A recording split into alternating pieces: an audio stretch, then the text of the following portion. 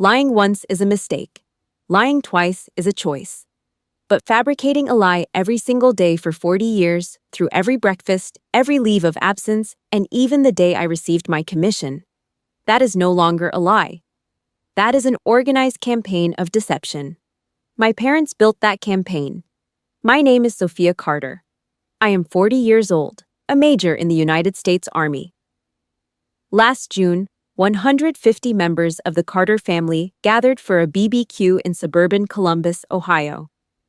My Aunt Patty, a genealogy enthusiast, had collected DNA samples from the family a few months prior. She printed the results. She sealed them in envelopes. She thought it would be fun.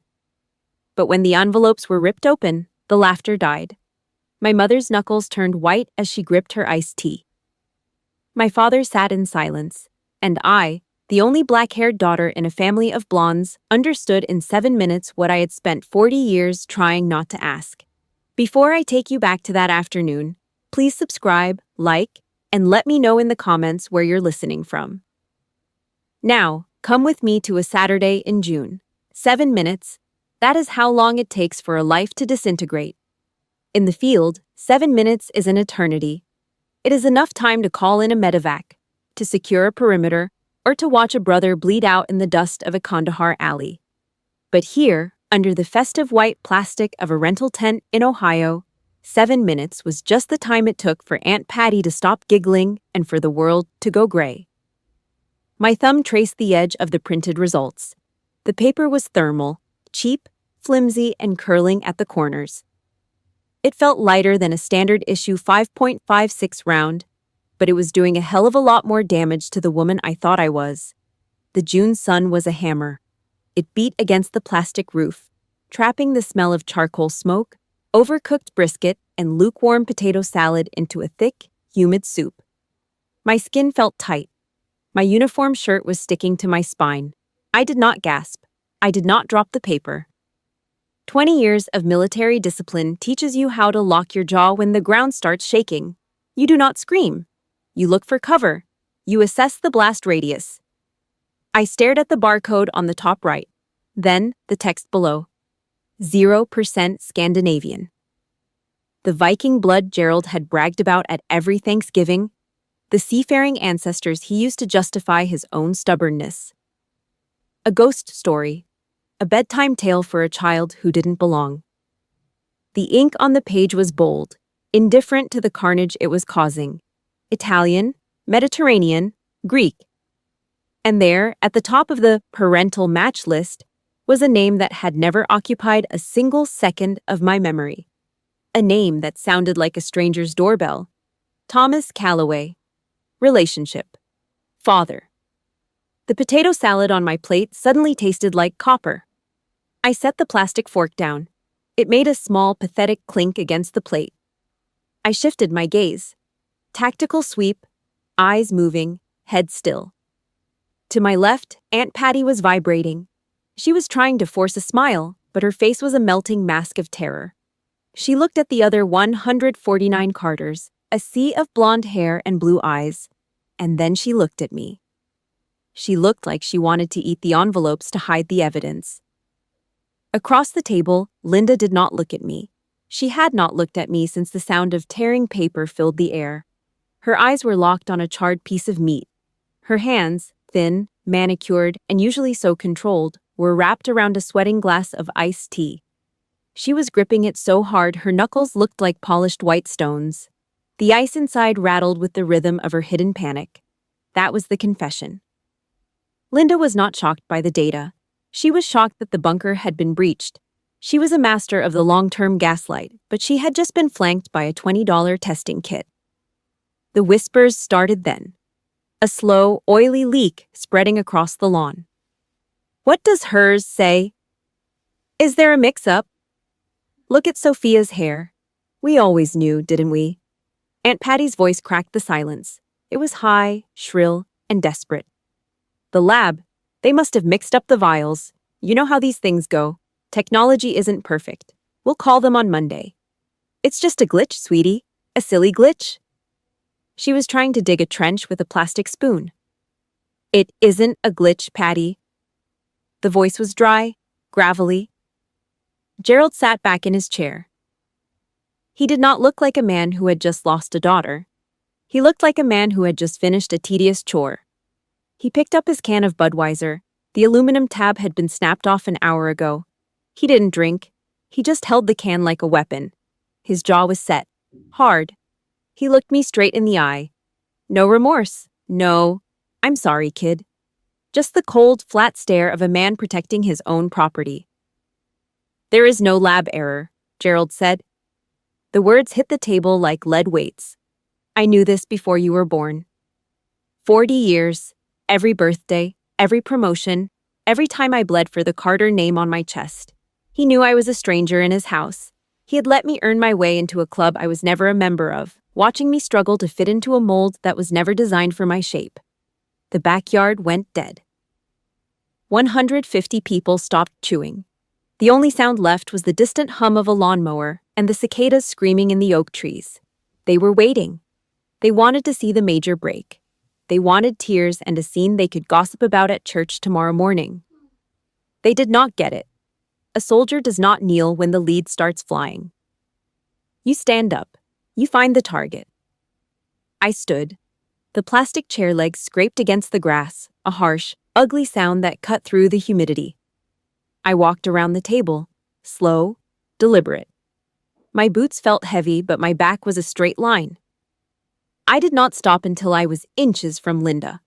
I leaned down, planting both hands on the table, crowding her space. I took away her air. Linda finally looked up. Her eyes were wide, watery, already searching for a way to play the victim. She opened her mouth, likely to start the "I did it for you" routine. I cut her off. My voice was low, a serrated blade. "How much longer did you plan on keeping me in this script of yours, Linda?" She did not answer. Her lower lip trembled. I did not wait for the lie. I did not need it.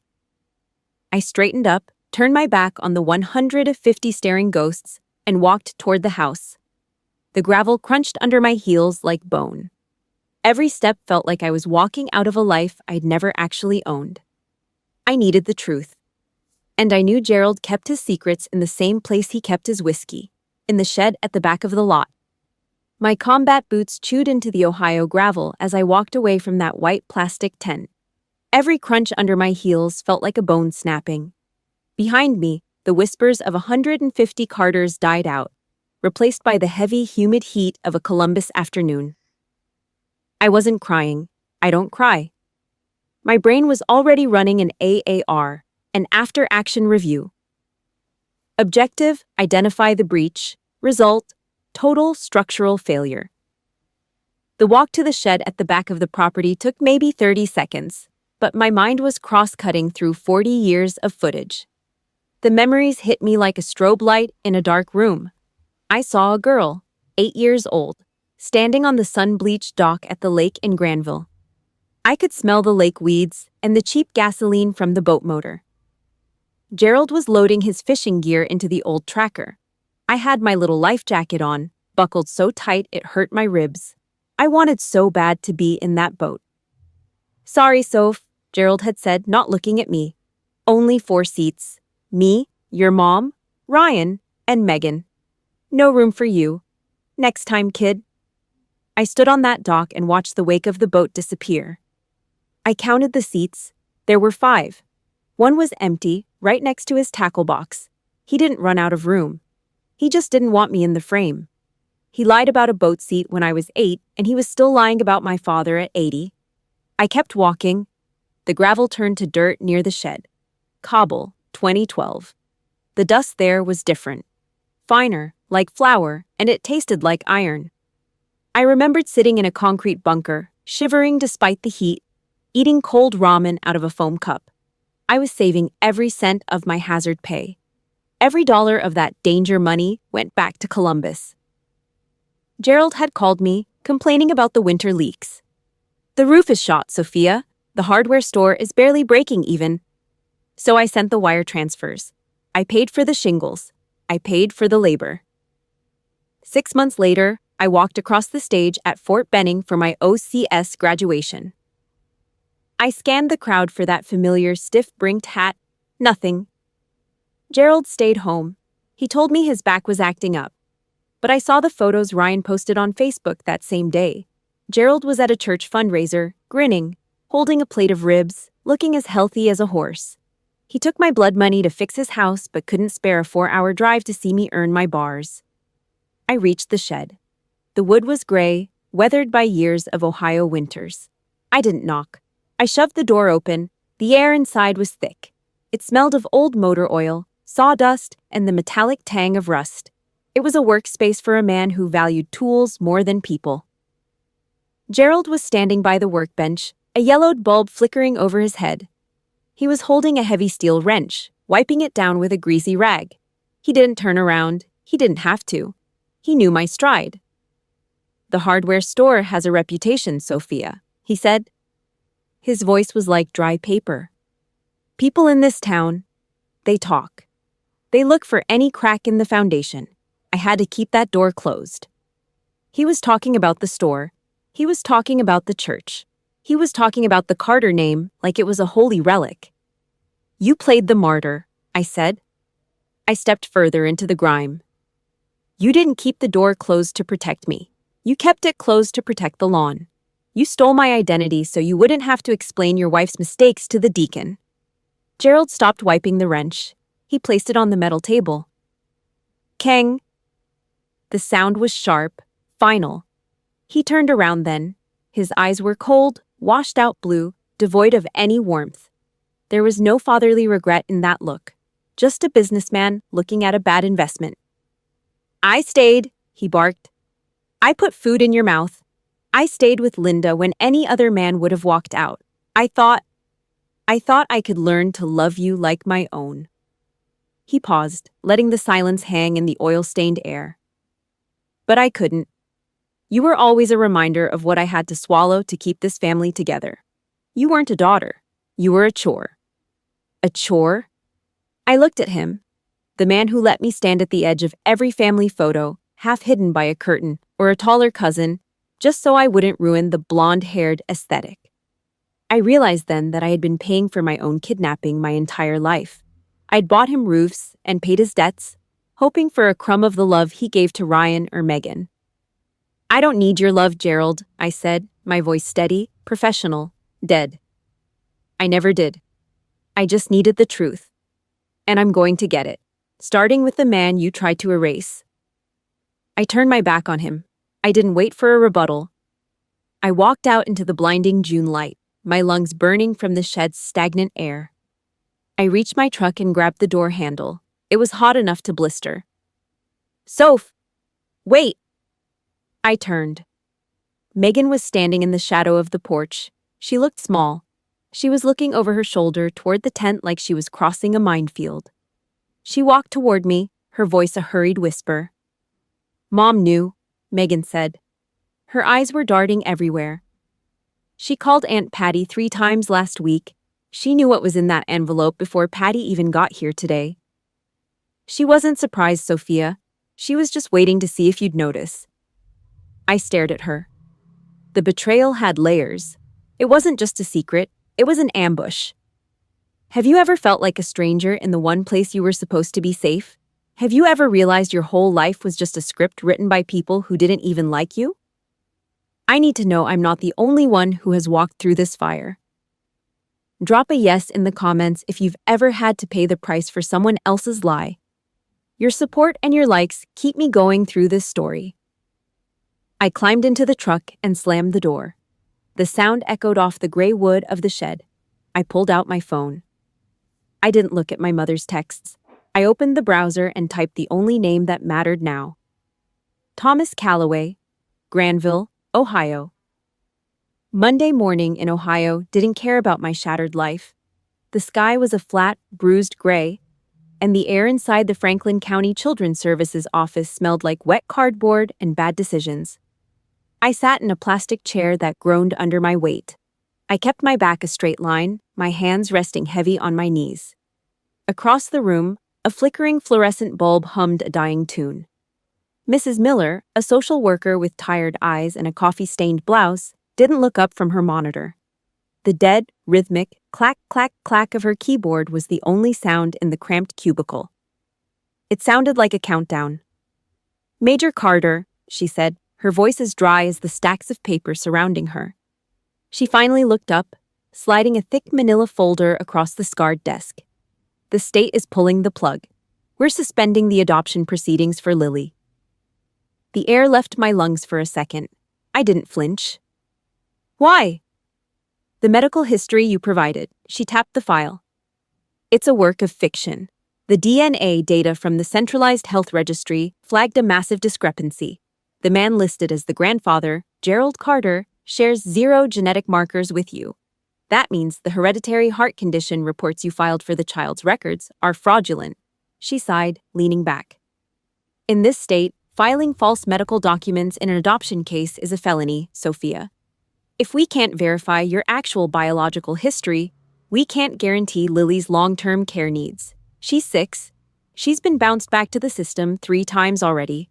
She needs a home, not a legal minefield." I stared at a coffee ring on the desk. "Lily?" The girl who liked her sandwiches cut into triangles and kept a bruised stuffed rabbit tucked under her arm. My mother's lie wasn't just a family secret anymore. It was a weapon aimed at a child who had nowhere else to go. "I'll fix it," I said. My voice was a low growl. "You have 48 hours before we move her to a temporary foster home in Dayton," Miller replied, already looking at the next file. "The clock is ticking, Major." I stood up, my chair screeching against the linoleum. I didn't say goodbye. I walked out into the parking lot, the humid heat hitting me like a physical blow. The engine of my truck was still ticking as it cooled. I climbed in, but I didn't start it. My phone vibrated against the center console. A hornet in a tin can, 6 texts from Linda. "Don't ruin this for everyone, Sophia. I've suffered enough today. Think about the family name. Gerald is heartbroken. Everything I did to give you a life. Call me, now." Not one word about Lily. Not one word asking how I felt. Just the same old poison wrapped in a mother knows best label. Linda wasn't trying to apologize. She was trying to board up the windows before the storm hit. She was trying to bury the truth under 40 years of suburban pride. I gripped the steering wheel. I squeezed until my knuckles popped and the leather groaned. My vision tunneled. I had seen guys in my unit crack under less pressure than this, but I wasn't going to be the one to break. I was the one who survived. By 1400 hours, I was back at the base. The familiar sight of the chain-link fence and the rigid geometry of the barracks usually calmed me. Today, it felt like a cage. I was crossing the asphalt toward the motor pool when I saw the silver sedan. It was parked in the visitor's lot, shining like a dull dime. Standing next to it was Linda. She looked like she belonged at a Sunday brunch. Polyester floral dress, hair sprayed into a stiff helmet, a forced, practiced smile on her face. She was holding 2 cardboard carriers of Starbucks coffee. The devoted mother act. I stopped 10 feet away. I didn't return the smile. "Sophia, honey," she said, her voice loud enough for the passing corporal to hear. "I thought you could use a pick-me-up. It's been such a long weekend." I walked closer, closing the gap until I was towering over her. The smell of her cheap vanilla perfume hit me, sweet, cloying, and suffocating. It made my stomach turn. "Get in the car, Linda," I said. Her smile faltered, but she didn't move. "I just wanted to talk. Megan told me you were looking into things, looking for him." She leaned in, her voice dropping to a sharp, jagged whisper that hissed through her teeth. "If you dare contact that man, Sophia, I will never forgive you. You'll kill me. You'll burn this family to the ground for a stranger." She wasn't crying. She was threatening. She was using 40 years of motherhood as a hostage.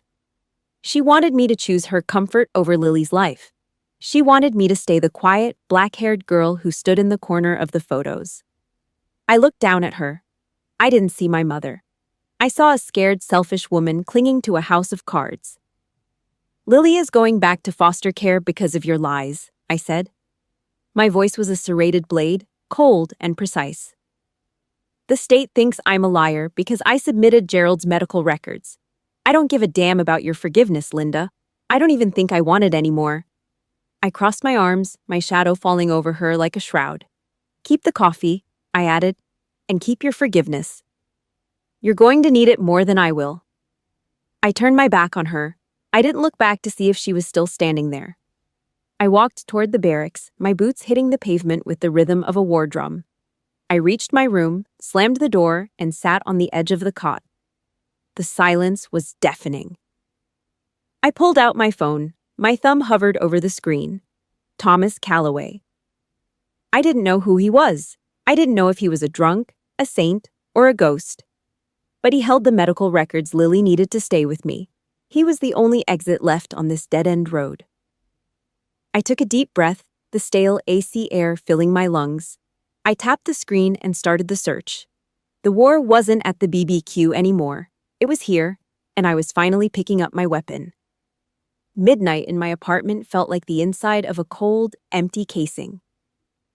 I sat on the hardwood floor of the living room, the wood grainy and unpolished under my palms. No lights were on.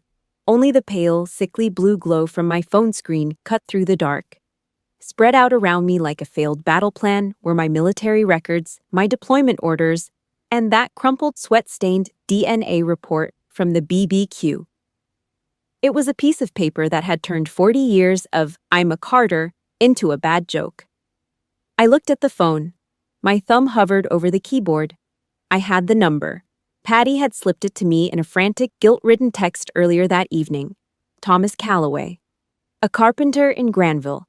A man who lived 30 miles away but might as well have been on the moon for how much I knew of him. I started a draft. Hello, Mr. Calloway. My name is Sophia Carter. I recently discovered. Delete. Too formal. Sounds like a cold call for insurance. Dear Thomas, you don't know me, but Linda is my mother. Delete. Too intimate. Sounds like a scam. I am Major Sophia Carter. I am conducting an inquiry into my biological origin. Delete. I wasn't on a base. I wasn't writing an after-action report. I was a daughter looking for a father who didn't know I existed. I stared at the ceiling.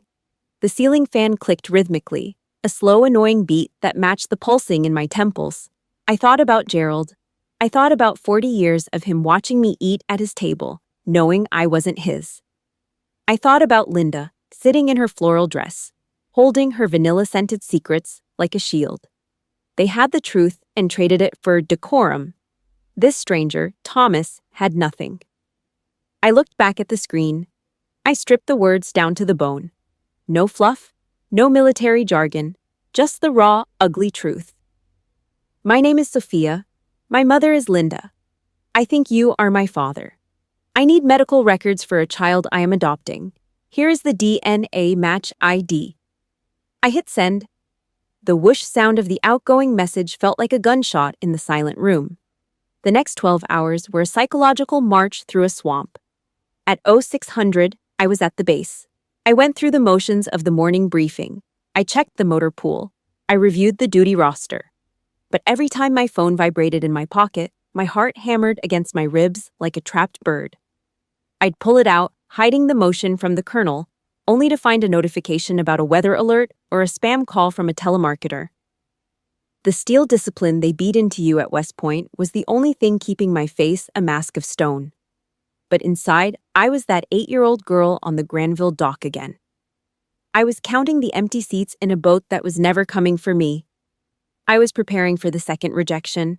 I was bracing for a text that said, "Wrong number," or "Don't ever contact me again." The silence from Thomas Calloway was a hanging sentence. It grew heavier with every hour. By noon, I was convinced he had seen the message and blocked the number. By 1600, I was sure Linda had somehow gotten to him first. 1900 hours. The sun was dipping behind the jagged line of the Ohio oaks, casting long, bloody shadows across the road. I was driving back, the AC in my truck blowing cold, stale air onto my face. I pulled onto the shoulder of Route 16, just outside the Granville city limits. I couldn't go home yet. Not to that empty apartment. The phone buzzed. A sharp, short beep. I didn't breathe. I grabbed the device. On the screen, under the name Thomas Calloway, 3 gray dots appeared. They pulsed. 1, 2, 3. Then they vanished. Then they came back. He was typing. He was stopping. He was thinking. My hands were shaking. Not the fine tremor of adrenaline, but a deep, structural shiver. I gripped the steering wheel with my left hand to stay steady. Then the message dropped. It was long. It filled the screen. Sophia, I've been staring at this message for 6 hours. I didn't know how to answer because I had no idea. I didn't know Linda was pregnant when she left. I didn't know I had a daughter. I've lived 62 years of my life, and I never knew you were out there. I am so sorry.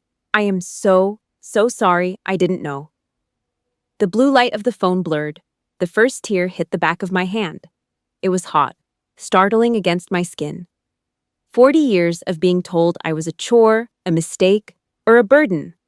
40 years of Gerald's cold eyes and Linda's manipulative whispers. And here was a stranger, a man I had never seen, taking the weight of a crime he didn't even commit. I am sorry I didn't know. The armor I had spent 2 decades building, the major's bars, the combat patches, the rigid spine, it didn't just crack, it disintegrated. I slumped against the seat, the sob catching in my throat like a piece of shrapnel. A stranger offered me more grace in one text message than my family had in 4 decades. I wiped my eyes with the heel of my palm, trying to get my vision back. I needed to reply. I needed to tell him about Lily. Thump. Thump. Thump. A heavy, violent pounding erupted on the glass of my driver's side window. I jumped, the phone slipping between the seats. I looked up. My blood went cold. Ryan. My brother was standing there, his face flushed a deep, angry red. He was leaning against my truck, his breath fogging the glass. Even through the window, I could smell the stale, sour scent of cheap beer on him. He wasn't wearing a shirt, just a greasy pair of cargo shorts. He looked like the worst version of the Columbus suburb life I was trying to escape. "Open the damn door, Soph," he screamed, his voice muffled but sharp. He slapped the glass again. "Mom's hysterical. You think you can just go behind our backs? You think you can just blow up the whole family because you're mad about some paper?" He kicked the tire of my truck. "Open up. We're having a family meeting. Now!" The safe zone was gone. The enemies had found the coordinates of my life. I sat there, looking at his distorted face through the glass. I didn't reach for the lock. I reached for the phone. I looked at Thomas's message one last time. Then I looked at the man outside who had shared my childhood but didn't know my soul. I shifted the truck into drive. I didn't open the door. I ripped it open. Ryan was leaning against the frame, his weight shifting unevenly. The stench hit me before his words did. A thick, sour cloud of fermented hops and cheap cigarettes. His face was a blotchy, angry red, the kind of flush that only comes from a day-long bender fueled by self-pity. He looked at me with eyes that were glassy and unfocused, yet brimming with a jagged, unearned entitlement. "There she is," he sneered, stumbling into the entryway. The high and mighty major. Too good for the people who put shoes on her feet, huh? I didn't move. I stood in the center of the hall, my feet planted, my shoulders square. I was a mountain he couldn't climb. "Get out of my house, Ryan. You're drunk." "I'm family," he barked, the spit flying from his lips. He started pacing, his hand waving dismissively toward the kitchen. "Do you have any idea what you're doing to Mom? She's a wreck. She's been crying for 3 days because her precious daughter decided to go digging in the trash. After everything they did for you, the clothes, the private school, the braces, you're a goddamn ingrate, Sophia." He was using the script, the same one Linda had been rehearsing for 40 years, the gift of upbringing weapon. It was designed to make me feel small, to make me feel like a debt that could never be repaid. "Ingrate," I said. My voice was a flat line of steel. I took one step toward him, forcing him to take a half step back. "Let's talk about that debt, Ryan. Let's talk about how you used to brag to your buddies at the bar about your war hero sister just to get a free round. You loved the prestige of my uniform, but you never cared about the person inside it. None of you did." "That's a lie," he hissed, his voice cracking. "Is it? They didn't raise me because they loved me. They raised me to keep the pews full at the church. They kept me as a prop for their perfect family photos so the deacon wouldn't ask questions about who Linda was seeing 40 years ago. I didn't break this family, Ryan. The 40 years of lies did the heavy lifting. I'm just the one who turned on the lights. I stepped into his space, my chest inches from his. I could see the sweat beading on his forehead, the way his pupils dilated in fear.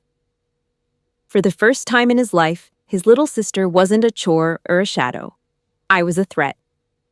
"You're pathetic," I said, my voice dropping to a whisper that cut deeper than a shout.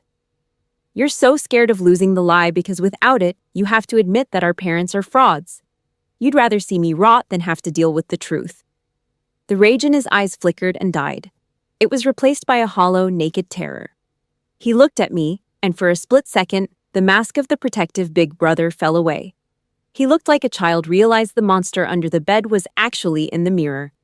He realized the perfect world he had been living in was a cemetery of secrets. His lower lip trembled. A single clumsy tear escaped and tracked through the grime on his cheek. He didn't say another word.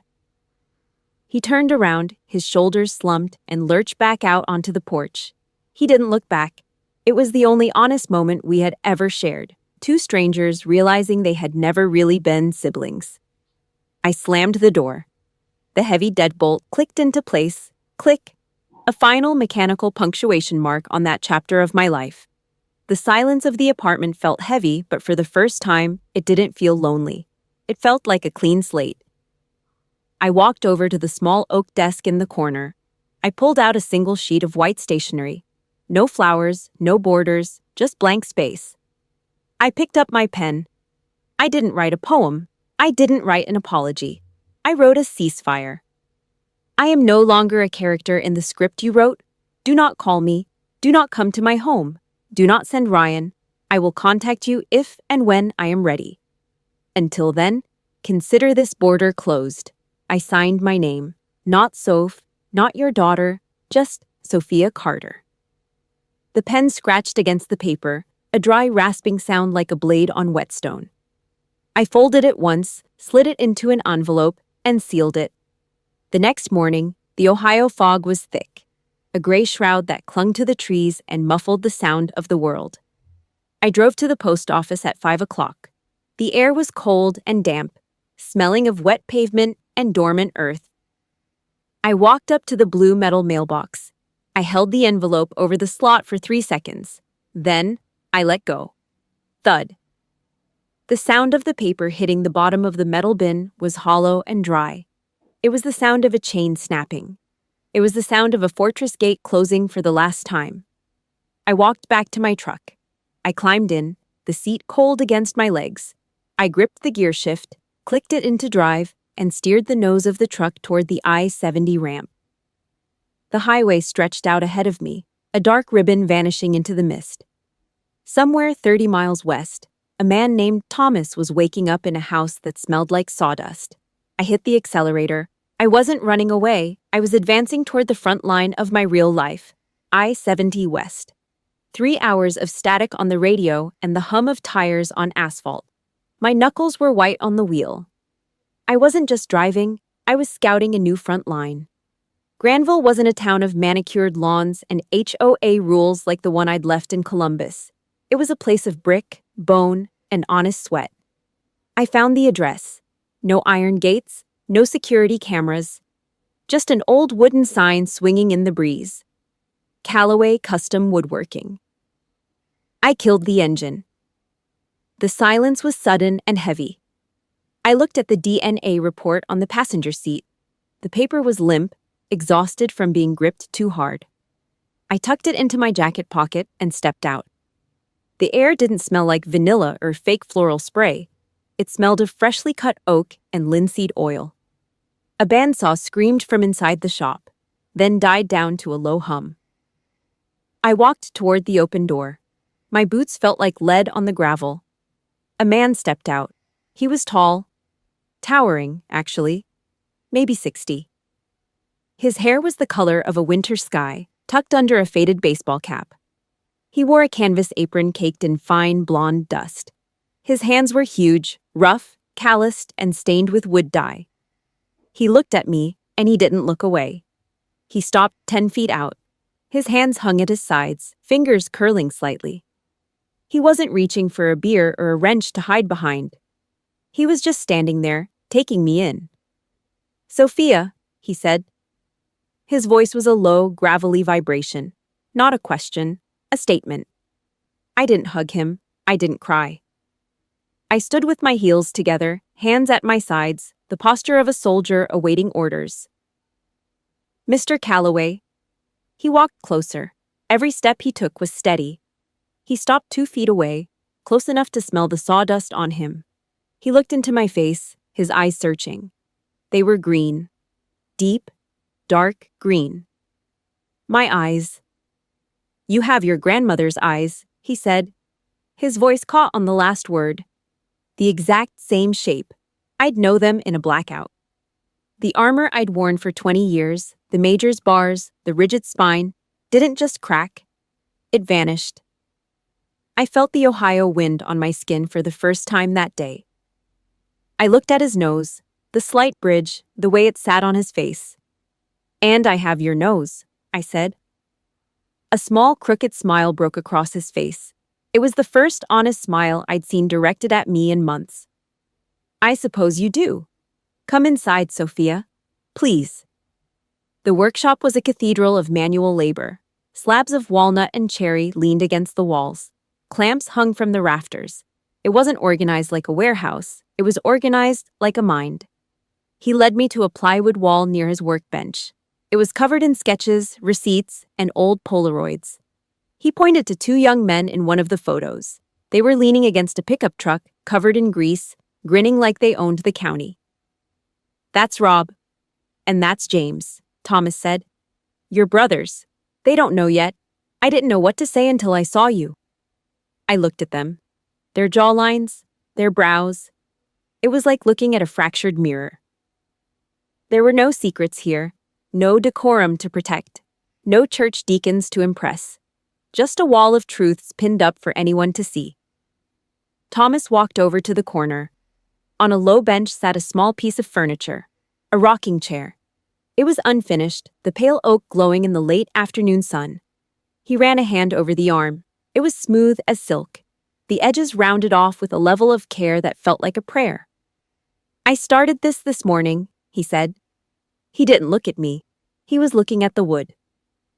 "I didn't use a single nail, Sophia. No screws, just mortise and tenon, solid joinery, wood on wood."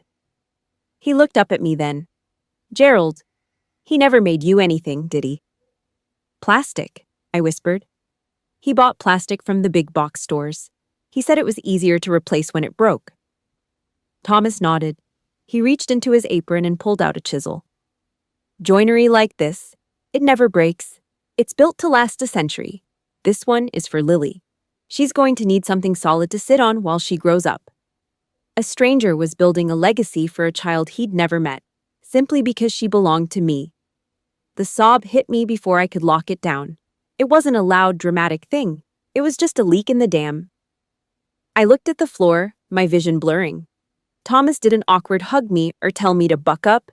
He just reached out and handed me a dusty rag he'd been using to wipe down the oak. "Dusty in here," he said softly. I took the rag. I wiped my eyes. We both stood there in the sawdust, the scent of oak thick in our lungs, and we laughed. It was a short, jagged sound, but it was real. I stayed for 3 hours. We talked about medical records. We talked about Rob and James. We didn't talk about Linda. Not yet. I drove back to Columbus as the sun was setting. The truck felt lighter. The road felt shorter. I pulled into my driveway, the engine ticking as I shut it down. I was tired, but the kind of tired that comes after a long, successful patrol. I walked to my front door. I reached for my keys. I stopped. Tucked into the crack of the doorframe was a thick, cream-colored envelope. I didn't need to open it to know who it was from. The cloying, artificial scent of vanilla drifted up to me, a ghost that refused to stay buried. Linda was still hunting. If you've ever found a piece of chosen family that felt more real than the one you were born into, drop a wood emoji in the comments. I need to know you're still with me on this journey. Please like, subscribe, and share this story. It's the only way I can keep telling the truth against their lies. I ripped the envelope from the door. My hands were shaking again, but this time it wasn't fear. It was a cold, tactical hunger for the end of the war. February in Ohio is a slow, gray death. The wind doesn't just blow, it hunts. It finds the gaps in your window frames and the cracks in your skin. I pulled into my driveway, the heater in my truck finally giving up. The sky was the color of a wet sidewalk. I stepped onto the porch. My eyes did a tactical sweep of the entryway before I even reached for my keys. Force of habit. There it was. Tucked under the welcome mat, a mat Gerald had bought because he thought it made the house look inviting to the neighbors, was a thick, cream-colored envelope. It was heavy. Expensive paper. The kind Linda used for her church fundraiser invitations. I didn't need to see the return address. The scent hit me first. That cloying, synthetic vanilla. It wasn't the smell of baking. It was the smell of a department store perfume counter trying to hide a moldy basement. I picked it up with 2 fingers, the same way I'd handle a used bandage. I walked inside. I didn't take off my coat. The apartment felt like an icebox. I walked straight to the kitchen, dumped the envelope on the laminate counter, and started a pot of black coffee. No cream, no sugar.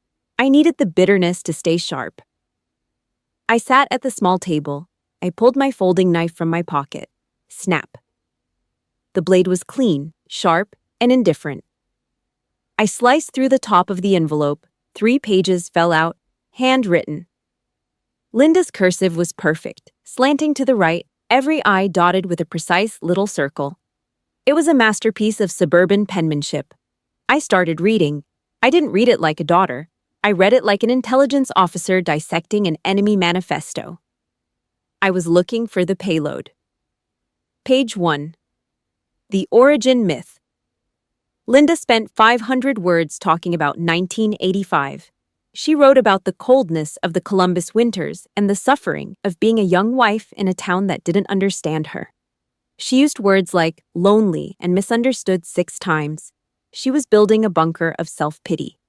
She wanted me to feel the weight of her sadness so I wouldn't notice the weight of her lies. Page 2. The blame shift. This was the tactical pivot.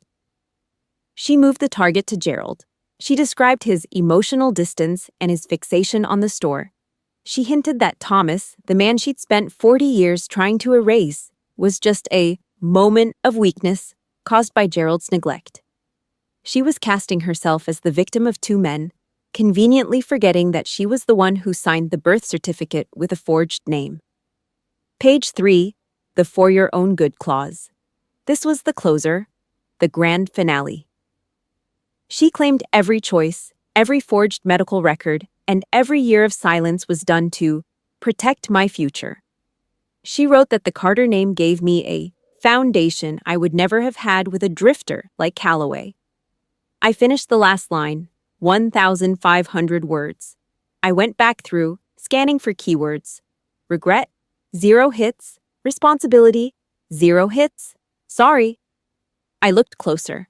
At the very bottom, in a tiny postscript, she wrote, I'm sorry if you feel hurt by how this came out. A non-apology. The classic Midwestern dodge. She wasn't sorry for the crime. She was sorry I'd caught her. She was apologizing for my reaction, not her actions. I remembered Iraq. 2004. I was a 2nd lieutenant then, sitting in a sand-choked tent in Fallujah. I had waited 6 months for a letter from home. I wanted to hear about the lawn, the hardware store, anything that felt like solid ground. It never came. Linda said she was too overwhelmed to write. But now, when her status was threatened, now she could find the time to write a 3-page dissertation on her own holiness. I felt a surge of disgust, followed by a strange, cold clarity. If I were the Sophia of a year ago, I would have cried. I would have called her, screaming, demanding she explain why my life was a currency she traded for her own comfort. I would have been a character in her script. But I wasn't that girl anymore. I was Major Sophia Carter. And I was done with the theater. I gapped the pages. I didn't burn them. Burning was too dramatic. Burning meant I still cared. Instead, I folded them back into the envelope. I walked to the junk drawer in the kitchen, the place where I kept dead batteries, rusted screws, and expired coupons. I shoved the envelope into the very back corner under a pile of tangled twine. It wasn't a family heirloom. It was just trash. The Carter empire ended here in a kitchen that smelled like burnt coffee and cheap vanilla. December came. The Ohio sky turned to iron. The snow piled up against the siding, but inside, the air was warm. My living room was small. It didn't have a 12-foot tree decorated for a magazine shoot. It had a small, lopsided pine I'd bought from a lot on Route 23. There were no 150 relatives screaming over each other. June was there, her feet up on the coffee table, a glass of bourbon in her hand. And Lily. Lily was sitting on the rocking chair, Thomas's chair. The oak glowed in the firelight. It didn't squeak. It moved with a silent, heavy precision. Lily was humming a song I didn't recognize, her small hands tracing the grain of the wood.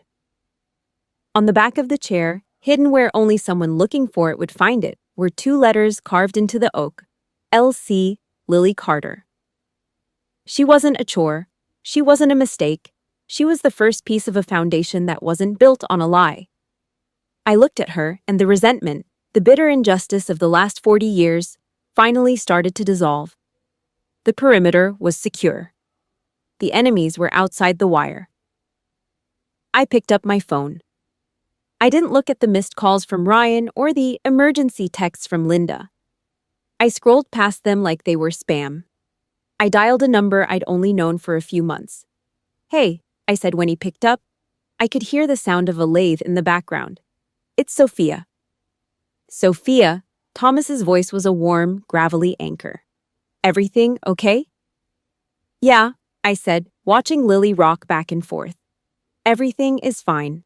It's finally winter. I was thinking, this weekend, I want to bring Lily to Granville. I think she needs to see where that chair came from." There was a long pause on the other end. I could hear him breathe. "I'll have the stove in the shop going," he said. "The coffee will be hot." I hung up. I didn't look back at the junk drawer. I looked at the snow falling outside the window and realized for the first time that I wasn't cold. The war wasn't over, but I'd won the first major engagement, and for the first time in 40 years, I knew exactly who was on my side. Granville in April was a mixture of thawing mud and diesel exhaust. The dogwoods were trying to bloom, but the Ohio wind still had a bite that could settle in your bones. I pulled my truck into the dirt lot of Calloway's shop, the suspension groaning as I hit a pothole. This wasn't the paved, pressure-washed driveway of the Carter estate. This was a place where things got built, broken, and fixed. I climbed out. My boots hit the soft earth with a dull thud. In the back seat, Lily was already unbuckling her booster, her eyes wide as she stared at the stacks of raw timber. 2 men stepped out of the garage. They didn't wear polo shirts with little logos. They wore stained Carhartt jackets and jeans that had seen too many oil changes. They looked at me, and I saw it. The jawlines, the heavy brows, the way they stood, weight back, arms crossed, a mirror image of the tactical stance I'd spent 20 years perfecting. "Major," the bigger one said. That was Rob. He didn't offer a handshake or a rehearsed greeting. He reached into a galvanized bucket of ice, pulled out a silver can of Coors, and tossed it. I caught it mid-air. The metal was cold enough to sting. "Beer's in the back. Burgers are on the iron," Rob added, his voice a low rumble that matched the idling truck behind him. He looked at Lily, then at me. "She yours?" "She is," I said. The smaller one, James, hunkered down. He didn't use a baby voice. He just held out a piece of cedar he'd been carving. It was a duck, the grain of the wood smooth and golden. Lily reached for it, her small fingers tracing the wings. "Keep it," James said. "Cedar's good for luck." We walked toward the back porch. There was no seating chart, no assigned roles. At the Carter BBQ in Columbus, I was the unpaid staff. I'd arrive 2 hours early to set the tables, haul the ice, and prep the potato salad while Linda critiqued the way I folded the napkins. No one ever asked what I wanted to eat. I was just the help with a rank on my shoulder. Here, the script was flipped. Rob shoved a plate of brisket toward me. The meat was dark, crusty, and smelled of hickory smoke. James kicked a stool my way. "Sit," James said. "You look like you've been living on MREs and spite for too long." I sat. I took a pull from the can. The liquid was crisp, cutting through the thick Ohio humidity. I watched Thomas. He was sitting on the edge of the porch, watching us. He didn't have to say anything. The look on his face was one of a man who had finally found the last piece of a 1,000-piece puzzle. Lily was running through the grass, chasing a yellow lab that belonged to James. She was laughing, a real, gut-deep laugh. She called out Uncle Rob when he teased her about her duck. She called Thomas Grandpa. It wasn't forced. It wasn't a performance for the neighbors. It was just true. The afternoon wore on. The sun dipped low, casting long orange shadows over the piles of sawdust. The air began to cool, the smell of wood smoke thickening. James stood up, wiping his greasy hands on a rag. He reached into his pocket and pulled out an old, weathered Nikon. "Family shot," he announced. "Before the light's gone." I felt the old reflex kick in. The Carter archive reflex. For 40 years, I knew my place in the frame. I'd instinctively step to the far left. I'd stand behind a taller cousin or hide half my face in the shadow of a porch pillar. I was the blur. The footnote. The black-haired girl who didn't quite fit the blonde and blue aesthetic Linda wanted for the Christmas cards. I started to move toward the edge of the group. I looked for the shadow. "Where you going, Soph?" Thomas's voice was an anchor. I felt his hand on my shoulder, a heavy calloused weight that was solid as a mountain. He didn't just nudge me, he pulled me. He guided me directly to his right side, right in the center of the porch. "Into the middle," Thomas said. His eyes were steady, refusing to let me vanish. "This is where you belong." Rob moved to my other side, his shoulder bumping mine. James stood in front, checking the timer on the camera. Lily was scooped up into my arms, her head resting on my shoulder, the cedar duck held tight in her hand. "Ready?" James called out. I stood tall. I didn't hide. I didn't look for an exit. I stood in the dead center of the line, my back a straight line, my eyes locked on the lens. Click. The flash was a sharp, white needle in the twilight. James walked over, looking at the small screen. He nodded and handed the camera to me. I looked at the image. The colors were raw, the orange of the sunset, the blue of our jeans, the gray of the shop. But it was the formation that stopped my breath. There I was, in the center coordinate. I wasn't an outlier. I wasn't a chore. I was the core of the team. I was a Callaway. I didn't say anything. I couldn't. I just handed the camera back and felt the weight of 40 years of being the extra finally drop away. That night, I drove back toward the base. The truck was quiet, Lily fast asleep against the window. I reached into my pocket and pulled out the small printed version of the photo James had run off in the shop. I slid it into the front window of my wallet, right behind my military ID. I looked at my reflection in the rearview mirror. My face was the same, but the eyes were different. They weren't scanning for an ambush anymore. They were looking at a survivor. I reached my apartment and went straight to the closet. I pulled out my dress blues. I checked the creases. I polished the brass. Every medal, every ribbon was earned with blood and silence. Tomorrow was the hearing. The Carters would be there with their lawyers and their vanilla-scented lies. They thought they could still dictate the script. They thought they still owned the name. I looked at the photo in my wallet one last time. I wasn't going into that courtroom as a daughter looking for a home. I was going in as an officer of the United States Army, armed with a truth that was about to burn their perfect world to the ground. I picked up my phone and sent one last text to Thomas. "See you at the courthouse. 900 hours.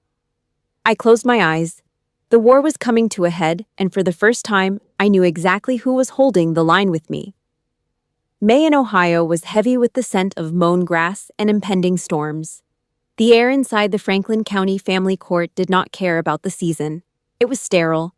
It smelled of industrial lemon wax and the cold, sharp sweat of people whose lives were about to be dismantled by a person in a black robe. I stood in the corridor, my back a straight line that had been forged at West Point and hardened in the desert. I wore my dress blues. The fabric was heavy, dark, and carried the weight of every hour I had served a country that was more of a home than my own mother's house ever was. I had polished the brass on my uniform until it looked like gold. The silver jump wings and the rows of ribbons on my chest were not just decorations, they were armor. I checked the perimeter. Gerald and Linda were not there. There were no cameras. There was no audience from the First Baptist Church to witness their devotion. Since there was no social credit to be harvested from a closed-door adoption hearing, they had stayed in Columbus. They were ghosts haunting a house that was already starting to rot from the inside out. But I was not alone. Behind me, the formation was solid. Thomas Calloway stood there in a charcoal suit he must have bought 20 years ago. It was tight in the shoulders of a man who worked with oak and stone, but he wore it with a dignity Gerald Carter could never buy at a tailor. Rob and James stood on either side of him. They smelled faintly of cedar and sawdust, despite the heavy scrubbing they had given their hands. Megan was there, too. My sister had finally stopped trying to fix the cracks in Linda's porcelain world. She stood next to June, her face pale, but her eyes clear. "Major Carter," the bailiff said. The door opened. We moved into the courtroom. The marble floor was a cold, gray sea under my boots. I sat at the petitioner's table. Lily sat next to me. She was wearing a simple blue dress Patty had sent her. Her small hand was buried in the fold of my trousers, her fingers warm and steady against my leg. She did not know about the forged DNA. She did not know about the 40 years of lies. She only knew that I was the one who didn't leave. Judge Holloway was a woman who looked like she was carved from Appalachian granite. She did not smile. She did not waste words. She opened the manila folder on her desk, the one containing the real medical records Thomas had provided. She looked at the blood types. She looked at the genetic markers that connected me to the man sitting in the front row. I remembered the day I received my commission. I had looked out into the crowd for my parents. I had seen 2 empty seats because Linda had a headache and Gerald had a critical inventory at the hardware store. Today, Thomas was sitting so close I could hear the rhythmic, calm pace of his breathing. The judge looked at Lily. Then she looked at me. "Major Carter," the judge said. Her voice was an anchor. "The court has reviewed the amended filings. The medical history provided by Mr. Calloway has been verified and integrated into the child's permanent record. Your history of service and your commitment to this child are exemplary." She picked up the wooden gavel. She held it for a second, the light from the tall windows catching the grain of the wood. Bam! The sound echoed off the high ceilings. It was a gunshot that killed the past. "The petition for adoption is approved. This child is officially yours, Sophia. This matter is closed." I did not scream. I did not cry. I just closed my eyes and felt the last tether to the Carter name snap. I picked Lily up. She buried her face in my neck, her small heart beating against my collarbone. We walked out of the courtroom into the blinding May sun. The world felt wider. The air was easier to pull into my lungs. At the bottom of the concrete steps, Megan caught up to me. She was holding her phone, her thumb hovering over the screen. Her jaw was tight. "You need to see this," Megan said. Her voice was flat. She handed me the device. It was a text from the family group chat, the one Linda used to manage her empire. The news was a gut punch of reality. The perfect Carters of Columbus were gone. Gerald and Linda were still living under the same roof, but they were participating in what the lawyers called a gray divorce. They were roommates who hated the sight of each other. They slept in separate wings of the house. They did not speak. They were only staying together because neither of them could bear the thought of splitting the retirement accounts or admitting to the neighbors that the foundation was gone. They were 2 old people living in a silent museum of their own failures. The system of lies had finally run out of fuel. It had consumed itself. I handed the phone back to Megan. I did not feel a spark of joy. I did not feel a shred of pity. I felt the same way I felt after a long patrol in a hot zone, the relief of a mission finally marked complete. I do not want to know the rest, I said.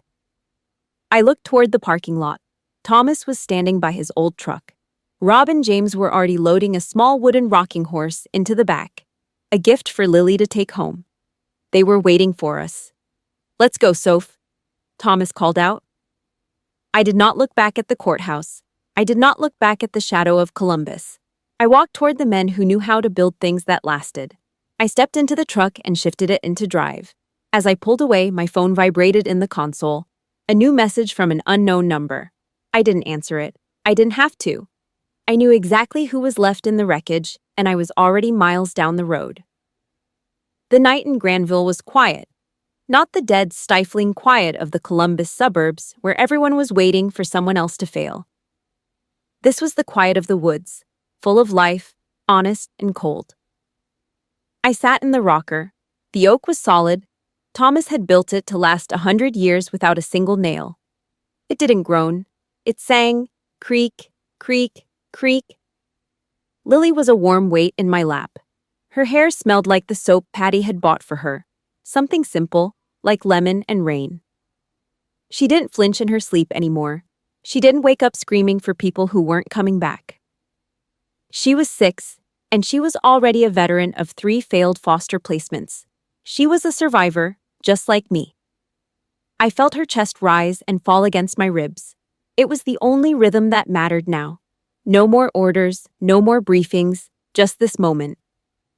On the back of the chair, right where my shoulder rested, Thomas had carved 2 letters into the grain. L.C. Lily Carter. He'd asked me about that last week. He'd asked if I was sure about keeping the name. I told him the name wasn't the problem. The people who had been using it as a cage were. Lily would carry it forward. She would make it mean something besides disappointment or secret. She would be the one to rewrite the definition. The house was still. A few hours ago, Rob and James had been here, their heavy boots clumping on the porch as they helped me move the last of my footlockers into the spare room. They didn't say much. They didn't have to. They just worked. They smelled like cedar shavings and heavy-duty degreaser. When they left, Rob had slapped the side of my truck and told me the oil needed changing before winter hit. James had just nodded and said, "See you at 0600, Soph. The coffee's on me." That was the Callaway way. Action over words, results over promises. It was the first time in 40 years I didn't have to explain myself. I looked at my dress blues hanging on the door of the closet. The metals caught the moonlight, little glints of silver and bronze. I remembered the day I got my jump wings. I remembered the heat of the jump school tarmac and the way my stomach did a slow roll before the jump light went green. I did that for me. Not for a photo Linda could show off to her bridge club. Not for a legacy Gerald could brag about at the hardware store. I did it because I needed to know I was made of something harder than their expectations. I needed to know I was steel. Thomas stood in the shop last Tuesday. The air was thick with the scent of pine and machine oil. He stopped his lathe, wiped his hands on his apron, and looked at me. "You want the name, Soph?" he asked. "Callaway. It's yours if you want it. Rob and James would be proud to share the sign out front with you." I leaned against the brick wall. I felt the rough texture of the stone through my shirt. It was a tempting offer, a clean break, a new identity. But I shook my head. "No," I told him. My voice was raspy. "I'm keeping Carter." He didn't look offended. He just waited. That's what Thomas did. He gave you space to be. "I earned that name," I said. "I didn't get it from Gerald. I got it from the dirt at West Point. I got it from the back of a Humvee in a sandstorm. I got it by being the person who did the right thing while everyone else was busy lying to the neighbors. Major Sophia Carter isn't a legacy of Columbus. It's a title I bought with 40 years of sweat. I'm taking it from them. I'm stripping the shame off it and making it stand for something real. For her." I watched the moonlight crawl across the floorboards. I thought about the reports Megan had sent me. The gray divorce in Columbus was getting ugly. Linda and Gerald, Two ghosts trapped in a house they couldn't afford to sell because they'd spent 40 years buying things to hide the truth. They were living in separate rooms, eating silent meals, and waiting for a clock that had already stopped. They were the casualties of their own deception. In the Army, we call that a total systems failure. When the infrastructure is built on a lie, the collapse isn't a matter of if, but when. Linda's weapon was always family. She used it like a blunt instrument. She thought that because she gave me a roof and a church pew, she owned my soul. She thought her comfort was worth my sanity.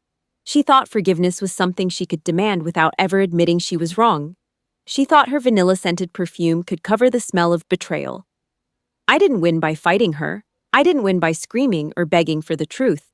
You can't win a war of words with someone who treats language like a tool for deception. I won by going dark. I won by establishing a DMZ. I cut the power. I stopped responding to the bait.